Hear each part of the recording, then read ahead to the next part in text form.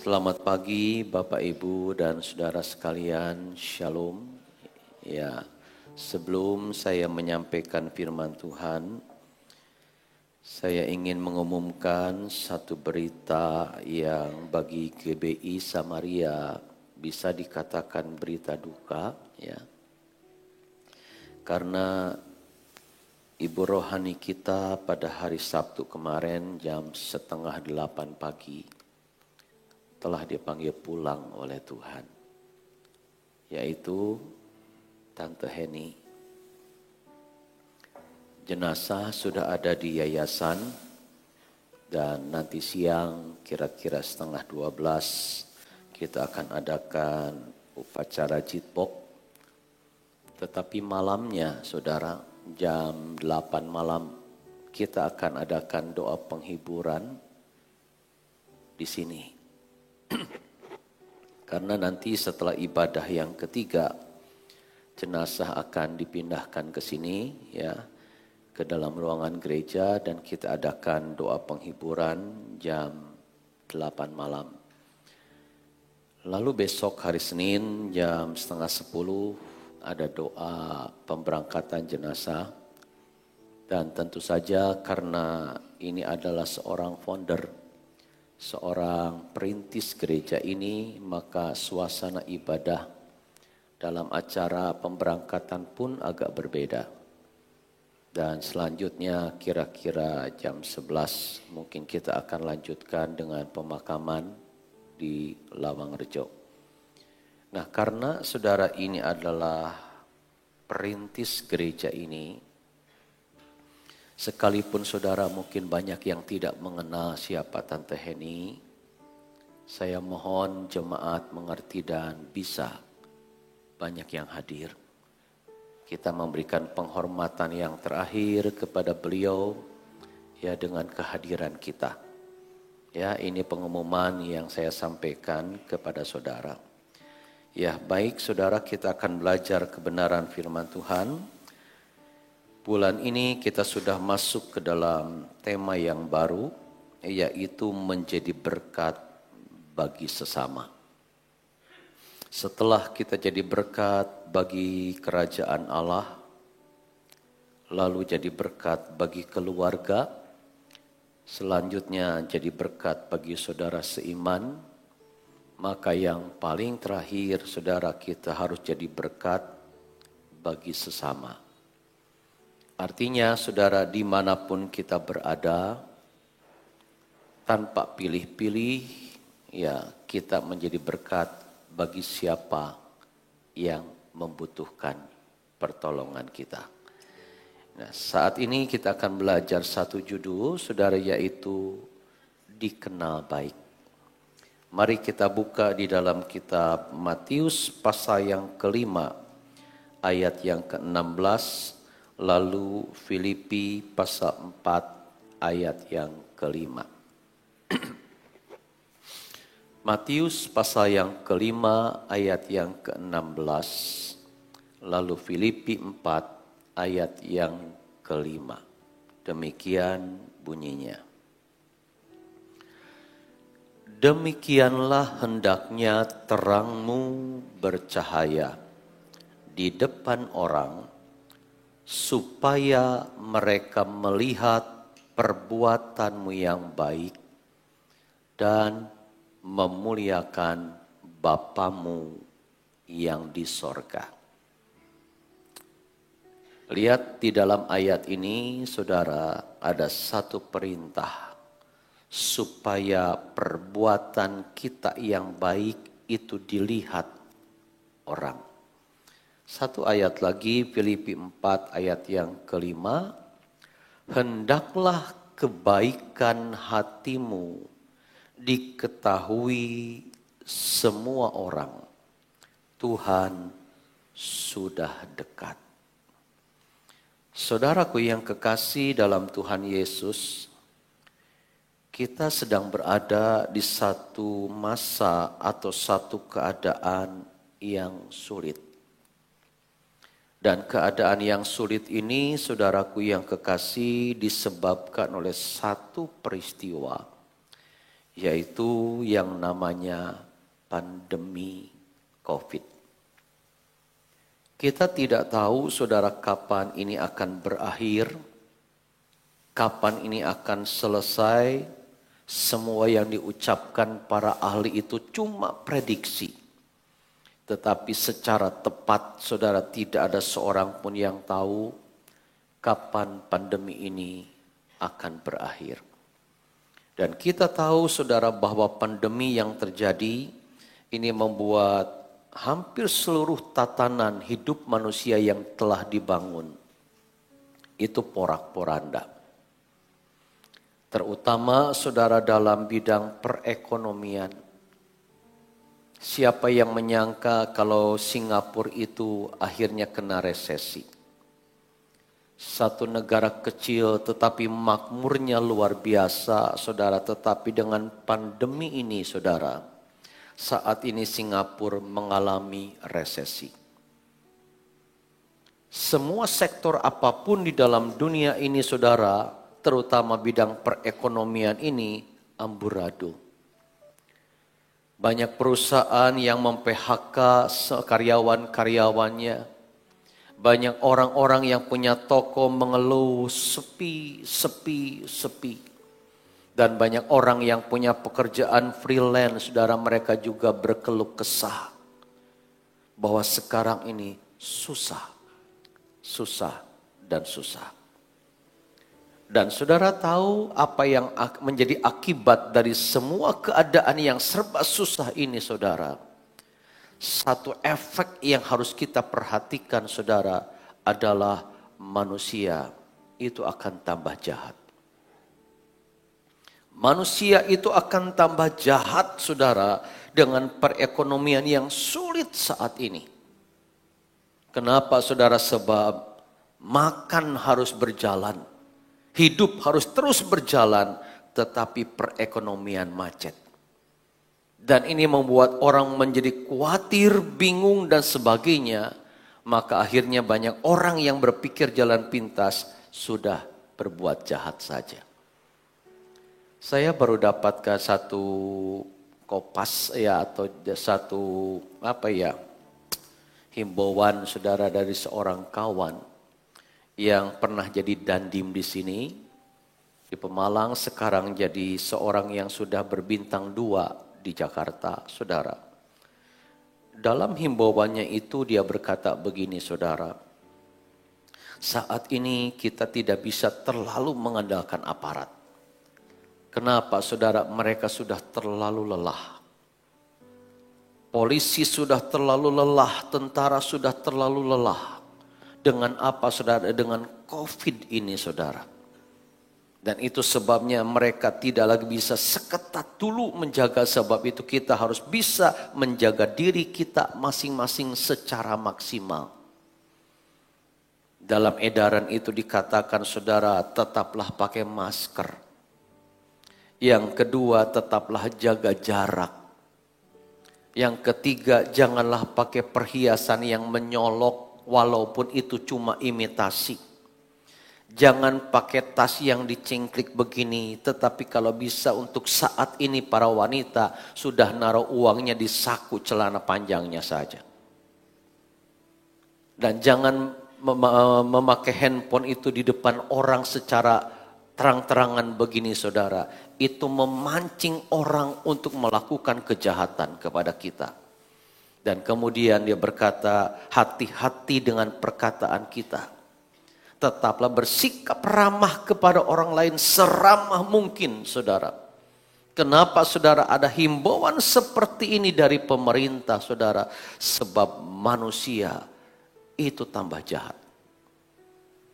Nah, saudaraku yang kekasih, menyikapi keadaan seperti ini, sebetulnya bagaimana cara pandang kita sebagai orang-orang percaya? Apakah kita pasif? Apakah kita tidak peduli dengan keadaan? Apakah kita cuma menjadi penonton keadaan saja, saudara? Sebetulnya kalau kita melihat keadaan dunia semakin susah, saudara, maka kita harus memandang secara positif bahwa ini adalah kesempatan besar bagi kita. Untuk apa, saudara? untuk memuliakan Tuhan.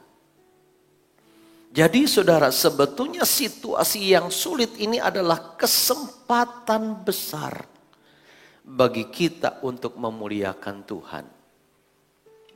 Coba saudara perhatikan kalau kita ngobrol dengan sesama seiman saja, sesama jemaat. Semua isinya keluhan, keluhan, keluhan, keluhan.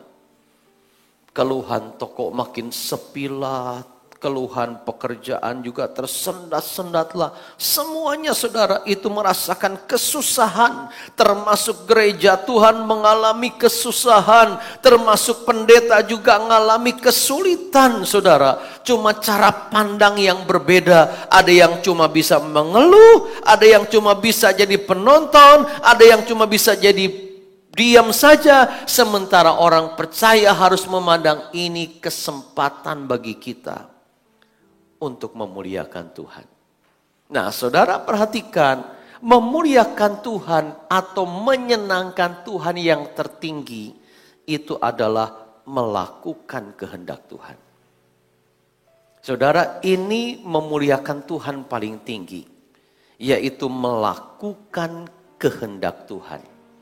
Nah, apa salah satu dari kehendak Tuhan, saudara? Kehendak Tuhan salah satunya itu adalah melakukan kebaikan. Jadi saudara, berbuat baik itu bukan sekedar kemanusiaan. Tetapi saudara, berbuat baik itu sebetulnya ini kehendak Tuhan. Makanya di dalam 2 ayat tadi dikatakan, hendaklah terangmu bercahaya dan biarlah perbuatan baikmu diketahui, dilihat semua orang. Dan ujungnya apa saudara? Ujungnya itu adalah supaya Bapa dipermuliakan. Nah, saudara perhatikan, berbuat baik ini, saudara, itu kebenaran universal. Bukan hanya menjadi milik di dalam kekristenan, tetapi berbuat baik itu, saudara, semua agama mengajarkan. Semua agama tidak terkecuali mengajarkan kepada umatnya supaya mereka semua berbuat baik. Hanya mungkin tujuannya berbeda, saudara. Ada orang yang berbuat baik tujuannya supaya masuk surga. Ada orang yang tujuannya berbuat baik supaya dapat pahala, saudara. Kekristenan bukan itu tujuannya, saudara. Tetapi berbuat baik di dalam kekristenan itu supaya saudara Bapa dipermuliakan. Perbuatan baik itu rasa terima kasih kita kepada Tuhan. Perbuatan baik itu sebagai buah pertobatan. Itu motivasi kita di dalam kekristenan, kenapa harus berbuat baik. Yang tertinggi itu supaya Bapa dipermuliakan. Nah saudara, apa sebetulnya kebaikan itu? Coba saudara perhatikan. Kebaikan itu menurut Kamus Bahasa Indonesia, artinya adalah perbuatan terpuji yang menyenangkan orang lain. Jadi kalau saudara itu berbuat baik, maka saudara sedang melakukan sesuatu yang indah dan terpuji. Dan orang lain pasti senang. Nah, jadi menyenangkan orang lain ini, saudara, walaupun tidak gampang. Kita tidak bisa menyenangkan semua orang, termasuk saya saja tidak bisa menyenangkan semua jemaat. Tidak bisa, saudara. Tetapi tetap kita harus punya tujuan hidup, salah satunya adalah senangkan orang lain. Kenapa saudara? Sebab hanya dengan demikianlah kita bisa jadi berkat bagi sesama. Nah, kemudian perhatikan saudara, sebetulnya saudara, kebaikan itu harus menjadi sebuah ciri khas di dalam hidup kita. Orang percaya itu harus dikenal baik. Berarti saudara, kalau ada orang percaya dulunya pelit, setelah percaya Tuhan Yesus harus berubah. Dulunya berangasan, setelah percaya Tuhan Yesus harus berubah. Supaya apa? Ini loh, supaya dikenal baik.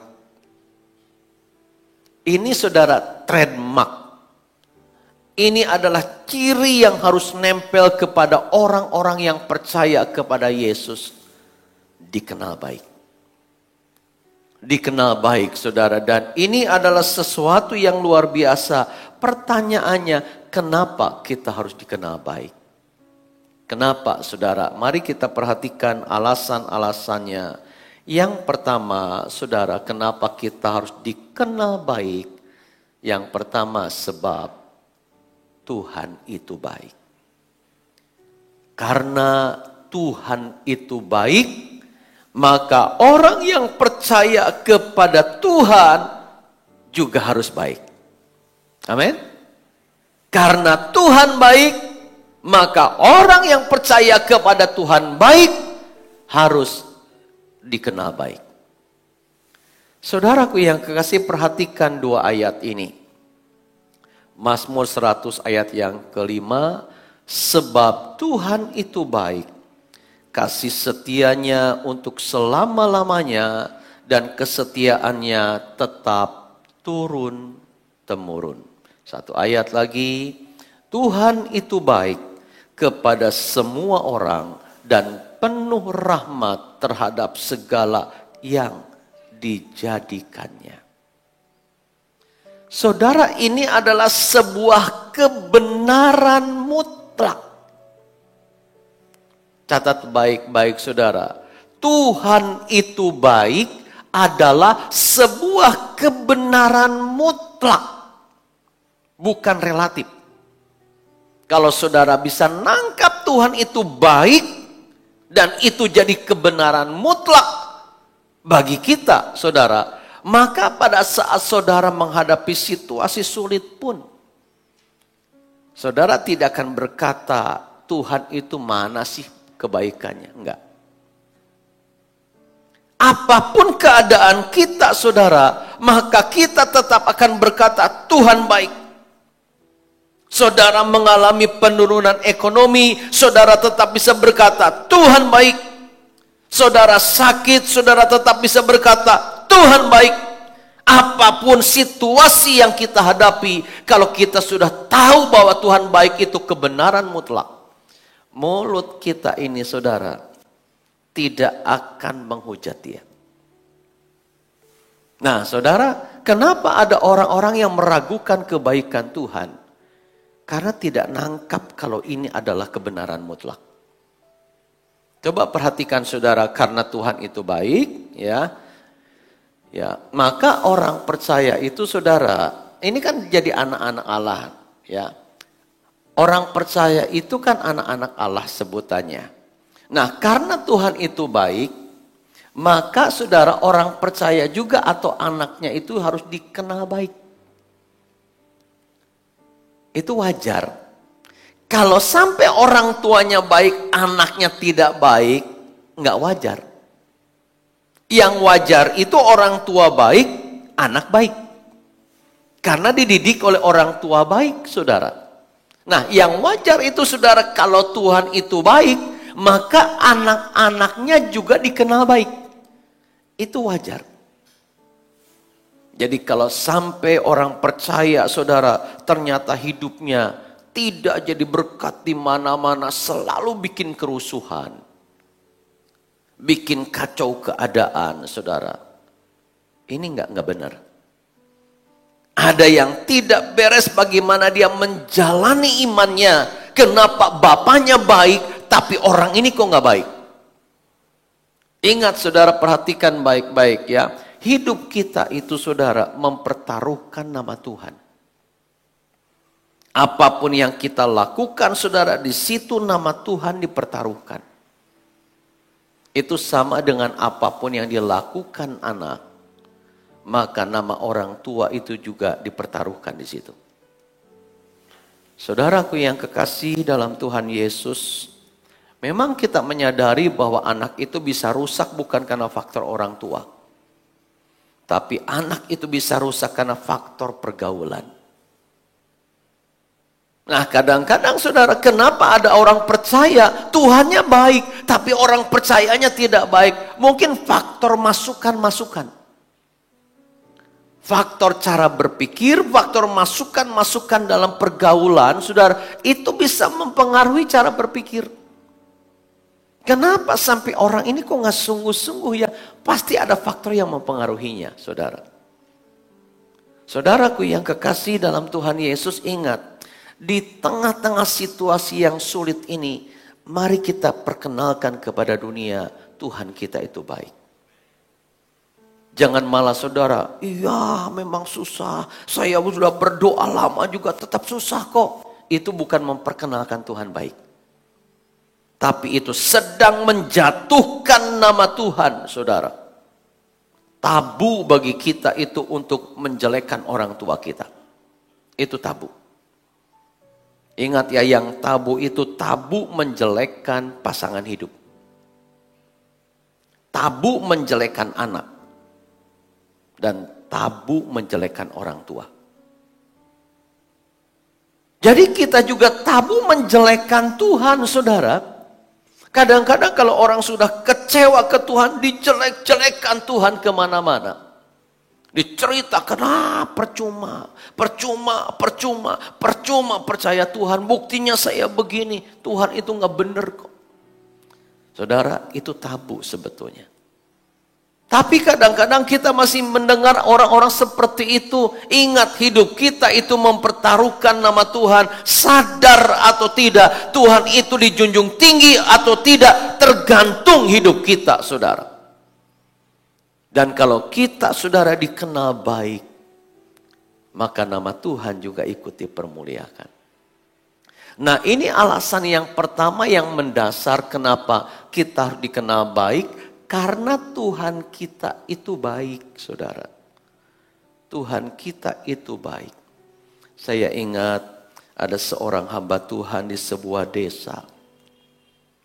Lupa lagi namanya siapa, orangnya sudah meninggal. Kalau ada orang-orang di luar Kristen itu baik, saudara, maka orang lain itu akan menilai begini, kamu baik seperti Pak Pendeta itu. Pendeta ini menjadi sebuah ukuran, saudara. Kamu baik seperti pendeta ini. Nah, saudara, kalau kita dikenal baik, maka kita mudah diterima orang. Mudah diterima orang. Tapi kalau kita tidak baik, saudara, orang sukar menerima kita. Kebaikan itu, saudara, enggak gampang dilupakan. Tidak gampang dilupakan. Dan kebaikan itu, saudara, mudah diterima orang. Jadi kalau saudara berbuat baik, sekalipun saudara tidak minta diingat orang, maka orang itu akan ingat kebaikan kita, saudara. Semua kebaikan yang bisa kita lakukan kepada orang lain, ujung-ujungnya itu kembali ke kita. Percaya, saudara. Semua kebaikan itu akan kembali ke kita. Jadi alasan yang pertama kenapa kita harus dikenal baik, saudara, karena Tuhan kita baik. Kadang-kadang kita mendengar jemaat ada yang dikenalnya apa? Tukang bolos. Tukang bolos ibadah. Coba kalau sudah gini jadi berkat enggak? Ngomong tentang Tuhan, kitanya tukang bolos, saudara, ayo ke gereja. Kon ngajak-ngajak, kon wae sering bolos kok. Udah, kita mati kutu kalau dibegitukan, saudara. Kalau ada orang yang diinjili oleh kita sementara perbuatan kita tidak baik, orang bisa berkata gini, mendingan saya daripada kamu. Kalau sudah ada ungkapan begitu, saudara, ngomong kebenaran itu jadi susah. Ada kendala. Nah, jadi karena Tuhan kita baik, saudara, maka kita juga dikenal baik. Itu sesuatu yang lumrah, sesuatu yang wajar. Seharusnya begitu. Kalau kita tahu Tuhan kita baik, tapi kita tidak dikenal baik, sama seperti orang tua yang sedih. Maka Tuhan juga sedih dengan fakta itu. Nah, ini kebenaran yang pertama, saudara. Kenapa kita harus dikenal baik? Karena Tuhan kita baik. Yang kedua, saudara. Kenapa kita harus dikenal baik, saudara? Yang kedua, supaya orang lain diberkati. Supaya orang lain diberkati, saudara. Amsal 3 ayat 27 dan 28. Janganlah menahan kebaikan daripada orang-orang yang berhak menerimanya, padahal engkau mampu melakukannya. Janganlah engkau berkata kepada sesamamu, pergilah dan kembalilah, besok akan kuberi. Sedangkan yang diminta ada padamu. Saudaraku yang kekasih, perhatikan ayat ini berkata, jangan suka menahan kebaikan. Nah, saudara, ini dilematis ya kalau misalnya ada orang datang kepada saudara mau pinjam duit. Mau pinjam duit misalnya 1 juta. Saudara ada di rumah 10 juta pun ada. Ada nggak orang yang suka berkata gini, nanti ya, jangan sekarang, 2 hari lagi kamu datang lagi. Ada nggak yang suka ngomong begitu? Ya? Ada uang sebetulnya 10 juta pun ada. Bahkan mungkin 1 miliar pun ada. Tapi kenapa saudara suka berkata kalau ada yang mau pinjam duit, nanti ya, besok kamu datang lagi. Nah, saudara, apakah ini menjadi salah bagi kita? Ayat ini menjadi teguran bagi kita, saudara. Kita juga meminjami orang itu harus lihat-lihat. Jangan, orang datang langsung. Ditipu terus, saudara. Saya ini mungkin salah satu, maaf ya, hamba Tuhan yang banyak ketipu orang pinjam duit. Tapi ya sudahlah, gimana lagi. Ada orang datang, dia mantan pembantu dari jemaat kita yang sudah nggak di sini. Kenal saya makanya. Pak David, saya mau ditolongi, kenapa? Keluarga saya akan operasi dan sebagainya. Butuh duit berapa? 1 juta. Aduh, dalam hati, aduh. Kenapa? Karena pinjam duit, saudara. Iya kan, orang tuh kalau dipinjami kan gak suka, saudara. Betul enggak?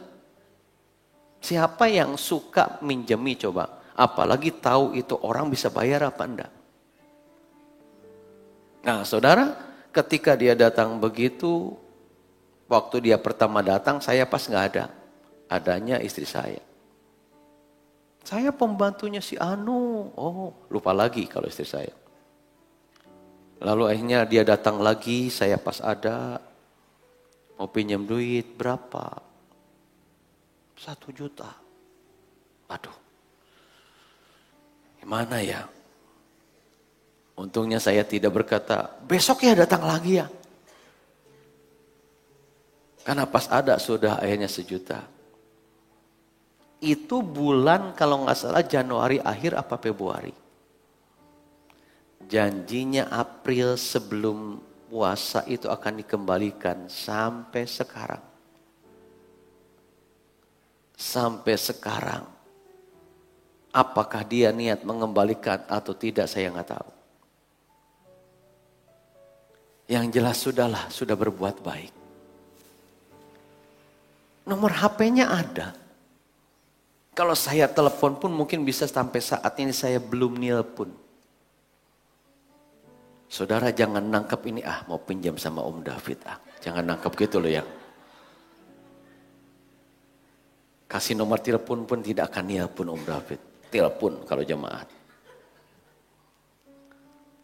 Sampai sekarang saudara, nggak tahu beritanya ini orang niat bayar nggak ya? Ada yang sudah bertahun-tahun, ya sudahlah. Berbuat baik dianggap begitu saja, saudara. Nah, saudaraku yang kekasih dalam Tuhan, kenapa kita harus berbuat baik? Sebab alasan yang kedua supaya orang lain diberkati. Kebaikan itu selalu memberkati, saudara. Selalu menyenangkan orang. Dan itu memuliakan Tuhan. Jadi memuliakan Tuhan itu, saudara, tidak selalu nyanyi. Nyanyi yang merdu di gereja, oke, tetapi bukan itu saja. Bagaimana kita bisa memuliakan Tuhan, ternyata dalam praktek kehidupan sehari-hari, saudara, berbuat baik itu cara memuliakan Tuhan. Kalau setiap orang percaya, saudara, dikenal baik, saudara, Tuhannya ke bawah-bawah. Memang wong Kristen itu apik kok.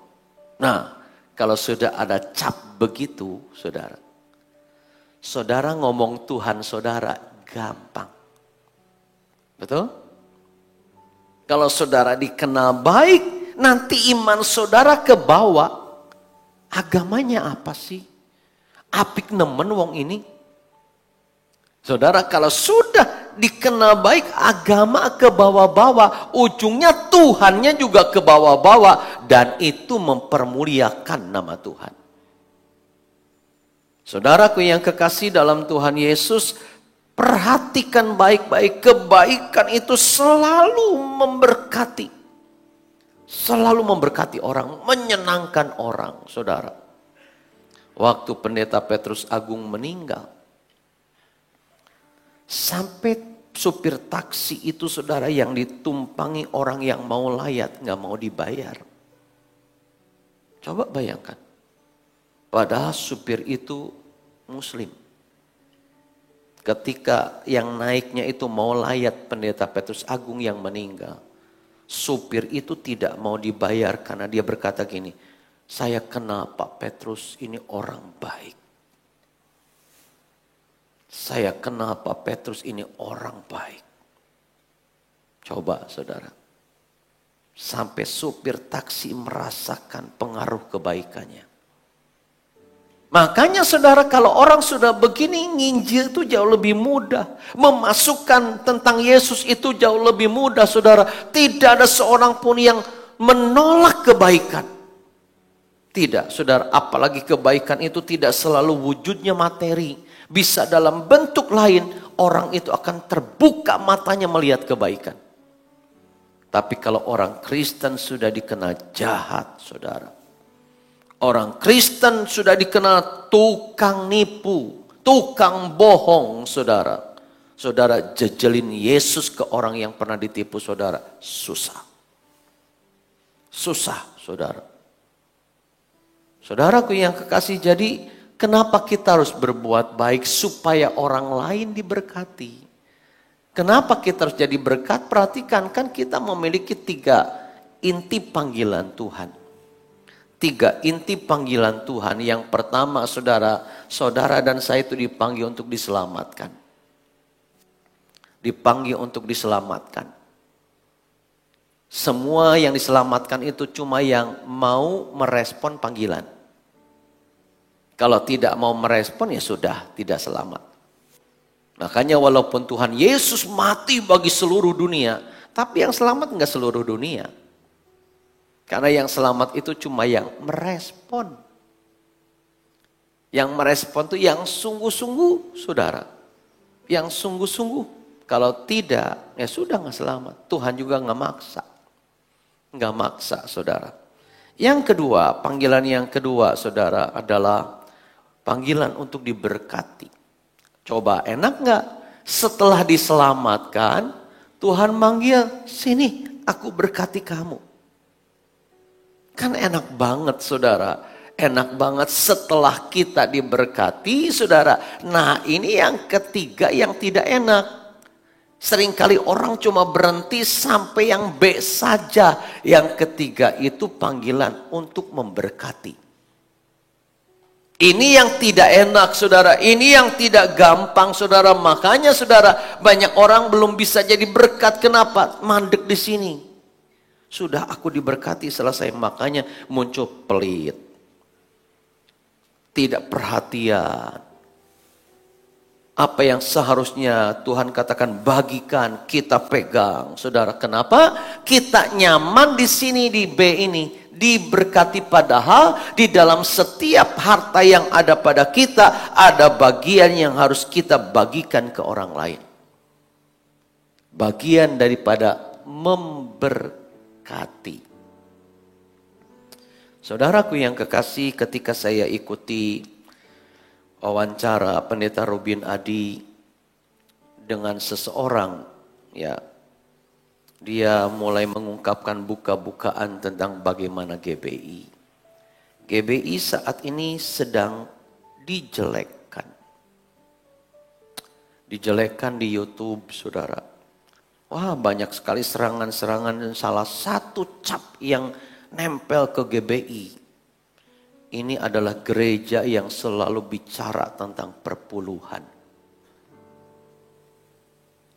Lalu kemudian dijawab oleh Pendeta Robin Adi, saya pribadi sebagai ketua umum, walaupun sebelumnya saya cuma staf biasa di dalam kepengurusan, bisa dihitung khotbah tentang perpuluhan itu.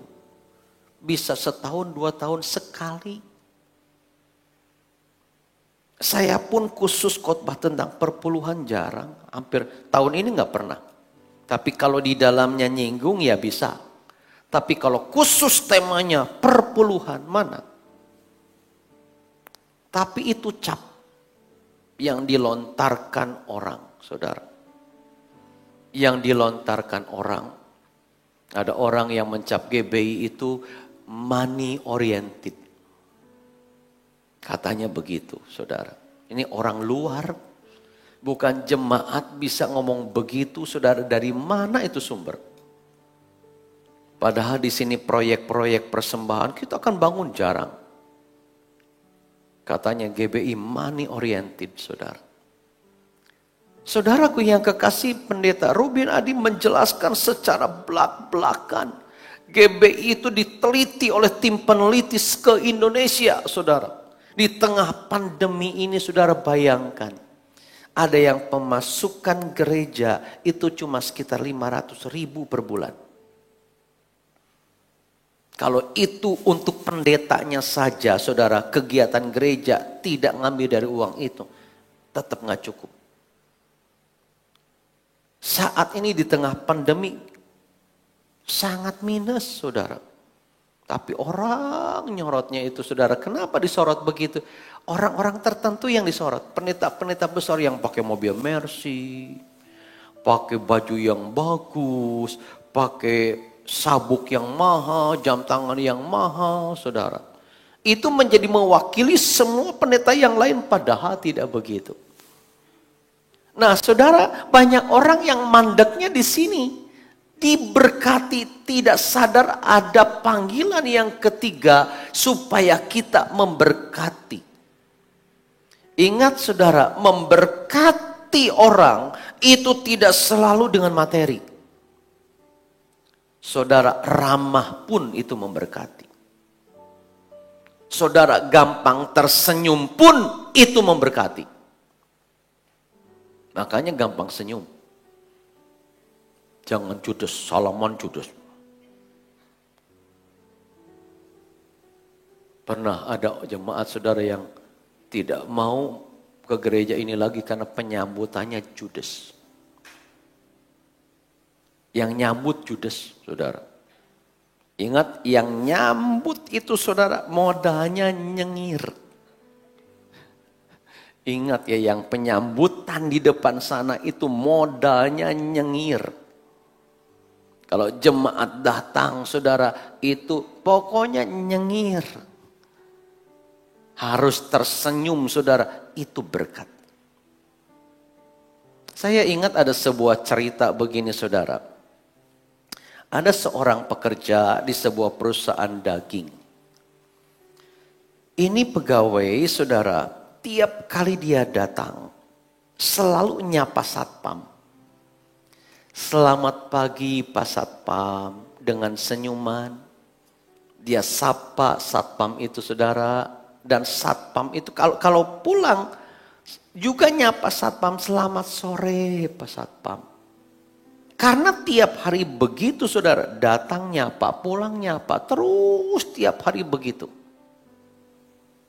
Akhirnya si satpam itu mengenal orang ini lebih daripada yang lain. Suatu hari saudara ada kejadian di tempat kerjanya. Orang yang tukang nyapa ini saudara masuk ke dalam pendingin daging. Ya, pendingin daging itu saudara bukan kulkas, tetapi saudara itu ruangan. Dia masuk memeriksa daging saudara. Ternyata ada yang mendorong pintunya. Coba saudara bayangkan. Itu sudah menjelang sore, hampir selesai jam kerja. Ketutup blek. Besoknya kalau diperiksa dagingnya nambah 1. Saudara, ketika saudara dia ada di dalam tidak bisa keluar. Sudah teriak bagaimanapun juga saudara, itu kedap suara. Ruangan begitu itu kedap suara. Dan suhunya minus berapa itu saudara, pokoknya daging pun mengeras saudara. Nah orang itu ada di dalam, blek, ketutup pintunya. Ketika kantor sudah tutup semua saudara, karyawan pada pulang, satpamnya saudara itu nungguin. Karena dia sudah tahu ada seorang karyawan yang selalu menyapa, tetapi sore itu saudara dia belum disapa. Sampai dia ingat, mana ya orang yang suka nyapa saya kok belum keluar ya. Dicari oleh satpam itu saudara. Dicari saudara, ketika dicari ke ruangan di tempat kerjanya itu saudara, tidak ada. Dan untungnya saudara, dia coba juga membuka ruang pendingin itu. Ada di situ, sudah menggigil. Saudara lihat. Orang yang berbuat baik, kebaikan itu akan diingat orang dan akan kembali ke dia. Makanya saudara, ketika kita berbuat baik, orang lain akan merasa diberkati. Catat baik-baik. Perbuatan baik itu tidak selalu memberi barang. Tidak selalu memberi barang, saudara. Bisa juga pertolongan kita. Misalnya ada orang yang kecelakaan, saudara ditolong misalnya saudara. Itu perbuatan baik. Bukan memberi uang, tapi memberi pertolongan. Saudara, banyak orang kalau lihat kecelakaan bukan menolong, malah cepat pergi. Malah cepat pergi, saudara. Cak Nun pernah berkata gini. Sebelum dia Jumatan, di tengah jalan ada orang yang kecelakaan. Itu sudah kira-kira 5 menit lagi mau Jumatan, saudara. Lalu Cak Nun menolong orang itu, saudara. Dan saat di dalam ceramahnya dia berkata begini, kalau saudara mau pergi ibadah tapi di tengah jalan ada orang yang harus ditolong. Tolong dulu itu orang. Dia berkata gini, Allah tidak ada di masjid, ada di tempat itu. Saya setuju. Kalau saudara mau datang ibadah, tiba-tiba di tengah jalan saudara itu melihat orang yang butuh pertolongan. Saya juga bisa berkata, Tuhan bukan ada di gereja, tapi ada dalam peristiwa itu. Tolong dulu itu orang, saudara. Nah, saudara, jadi ketika kita jadi berkat, orang lain merasa diberkati, lama-lama lihat Kristus. Lihat Yesus lewat hidup kita.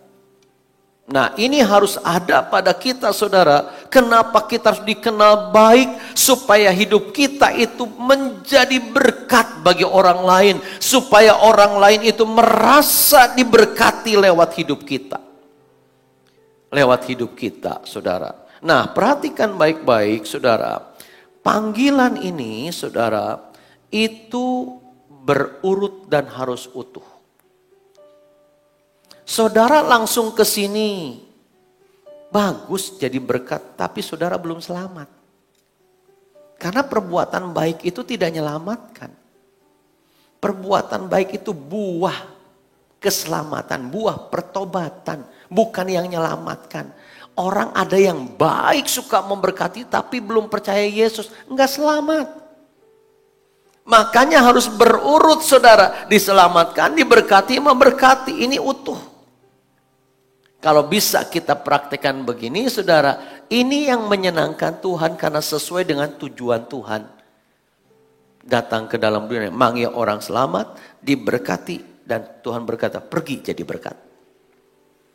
Itu tujuan Tuhan, saudara. Jadi yang kedua, kenapa kita harus dikenal baik? Supaya orang lain diberkati. Nah, yang ketiga, yang terakhir, saudara, kenapa kita harus dikenal baik? Yang terakhir, yang ketiga, supaya orang lain diselamatkan. Filipi 4 ayat yang kelima berkata begini, hendaklah kebaikan hatimu diketahui semua orang, Tuhan sudah dekat. Ini kalimat ganjil loh, saudara. Kok harus disandingkan dengan kalimat Tuhan sudah dekat? Maksudnya bagaimana? Maksudnya bagaimana, saudara? Maksudnya itu begini, saudara. Hendaklah kita ini kebaikannya diketahui orang lain, supaya orang lihat Tuhan di dalam hidup kita. Karena Tuhan sudah dekat, biar orang selamat maksudnya. Biar orang diselamatkan, saudara. Kenapa? Sebab kebaikan itu intinya di sini, saudara. Inti kebaikan adalah supaya orang lain merasakan kebaikan Tuhan lewat kita dan akhirnya diselamatkan. Ini tujuan tertingginya. Lewat kebaikan kita, orang lain diselamatkan. Artinya jadi percaya Tuhan Yesus. Oh, ini mungkin sekali, saudara. Coba kita lihat contoh yang kebaikannya menyelamatkan orang. Ada contohnya, saudara. Yang pertama, Barnabas. Kisah Rasul 11 ayat 24 berkata begini. Karena Barnabas adalah orang baik, penuh dengan Roh Kudus dan iman, lihat, sejumlah orang dibawa kepada Tuhan.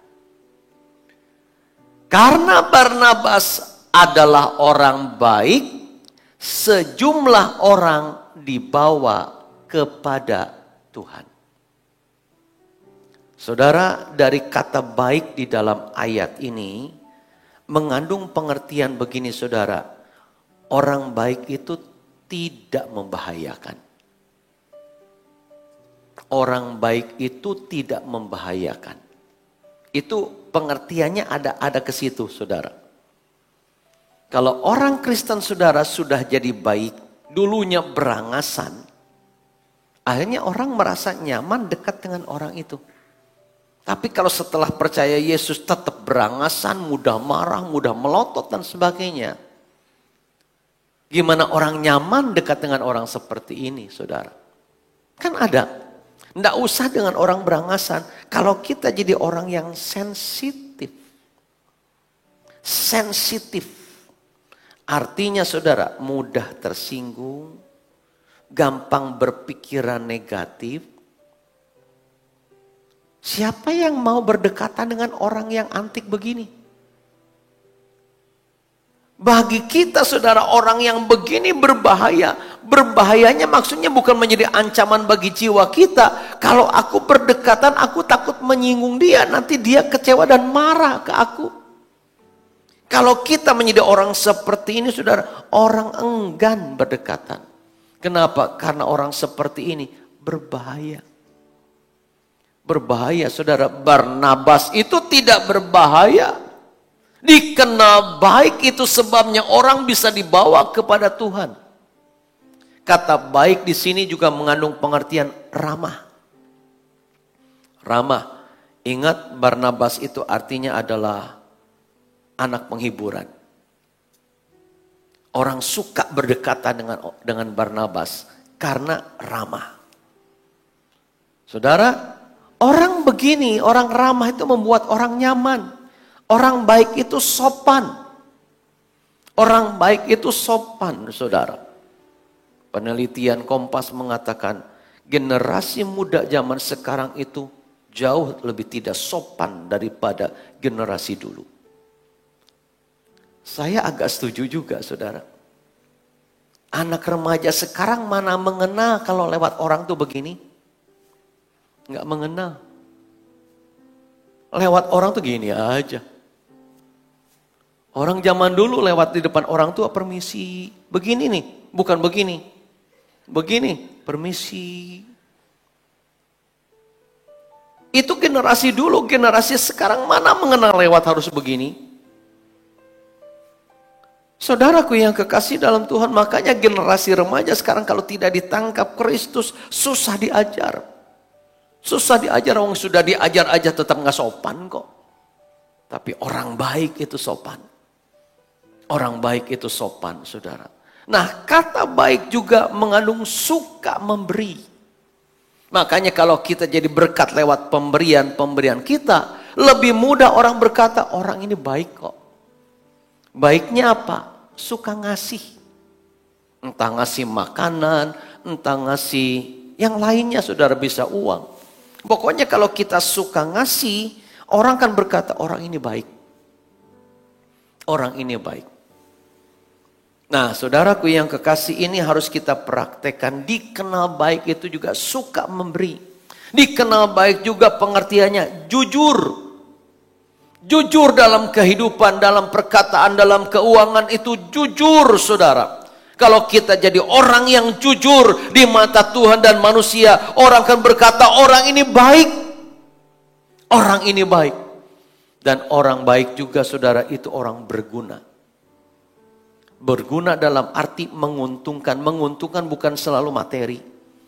Tapi ketenangan batin, ketentraman batin. Orang berdekatan dengan orang baik itu tentram. Tentram, saudara. Kalau orang sudah bisa merasakan begini, orang bisa melihat Kristus. Saudara lihat, pengertian ini jangan disalahpahami. Melihat Kristus itu bukan berarti lihat wujud Tuhan Yesus dalam hidup kita, enggak. Tuhan gak kelihatan.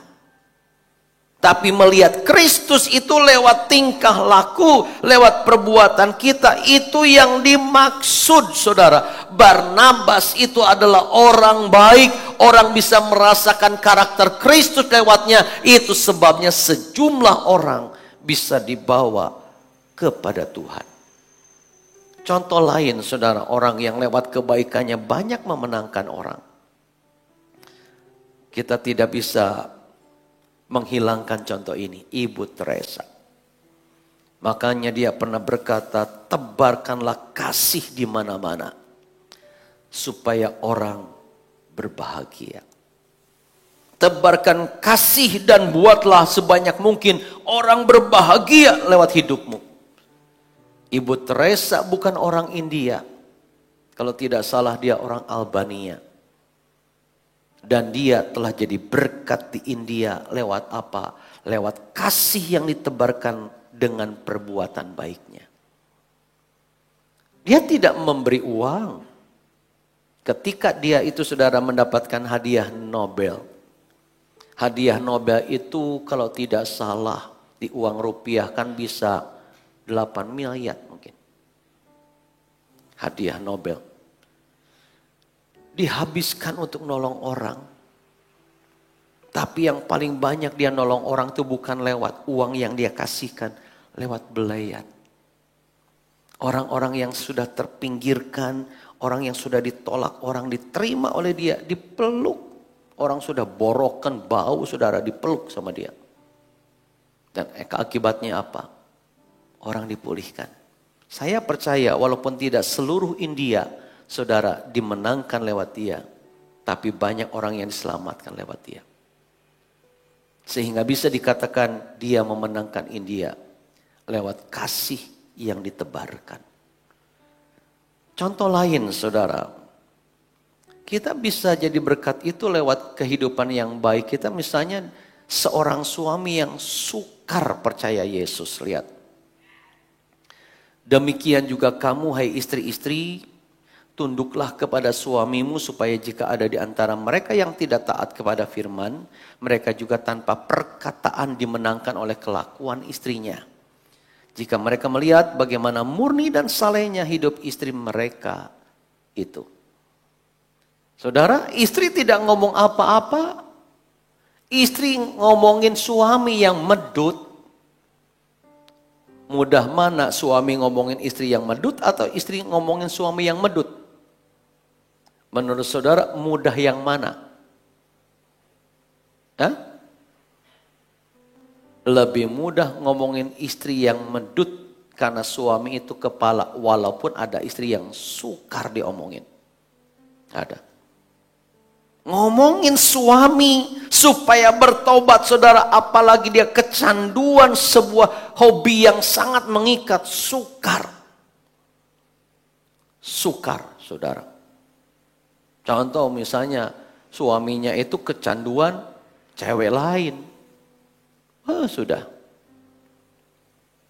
Coba lihat saudara, suara hati istri. Ujung-ujungnya itu kenapa suaminya kembali kepada istri yang lama? Karena istri yang lamanya baik. Suaminya dimenangkan lewat kelakuannya. Memang makan hati terus istrinya. Tapi dengan perbuatan baik lama-lama saudara, suaminya itu bisa disadarkan. Nah memang ada yang begini saudara. Lewat tanpa perkataan, lewat kelakuan istrinya, suaminya dimenangkan. Jadi perbuatan baik itu bisa membuat orang akhirnya diselamatkan, saudara. Dan ini adalah sebuah fakta yang tidak bisa kita sangkali. Nah, semua ini bisa dilakukan jika kita punya penggeraknya. Penggeraknya itu apa, saudara? Kasih kepada sesama. Kalau saudara tidak punya kasih berbuat baik, itu ala kadarnya. Itu cuma kemanusiaan, tapi tidak ada niat menyelamatkan. Ala kadarnya, tetapi kalau kita punya penggeraknya karena aku mengasihi sesama, saudara menolong sesama itu akan maksimal. Bukan ala kadarnya. Mari saudara sadari bahwa hidup kita itu harus jadi berkat. Harus jadi berkat kepada banyak orang, kepada sesama, apapun bentuknya, jadilah orang yang dikenal baik supaya nama Tuhan dipermuliakan. Nah ini tanggung jawab kita, perbaiki sesuatu yang selama ini membuat orang gampang jengkel. Cerewetkah? Gampang tersinggungkah? Semua itu harus kita perbaiki supaya kita dikenal baik dan nama Tuhan dipermuliakan. Amin. Mari kita berdiri saudara.